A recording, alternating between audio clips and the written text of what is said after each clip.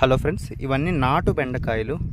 So ఇప్పుడు ఈ పక్క వచ్చేసి చాలా చిన్నవి. సో ఇటు సైడ్ ఉన్నవన్నీ పెద్ద మొక్కలు.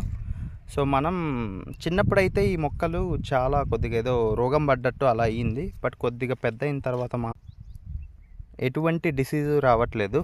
సో చాలా బాగా గ్రోత్ వచ్చాయి. కాయలు అయితే ఒక్కొక్కసారి 1/2 kg వరకు వస్తున్నాయి, చూడొచ్చు. టేస్ట్ అయితే మాత్రం అదిరిపోతున్నాయి, నాటు బెండకాయలు కాబట్టి. సో ఇక్కడ కూడా చూడొచ్చు. ఇంకొకటి మైనస్ పాయింట్ ఏంటంటే, నేను గమనించింది వీటిలో చాలా తొందరగా గ్రో అవుతాయి, అవుతూ అలాగే బలిసిపోతున్నాయి అన్నమాట. సో ముదిరిపోతున్నాయి.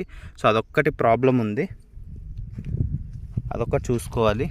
చిన్నగా ఉన్నప్పుడే తీసేసుకోవడం బెటర్ ఈ నాటు బెండకాయల్లో అయితే.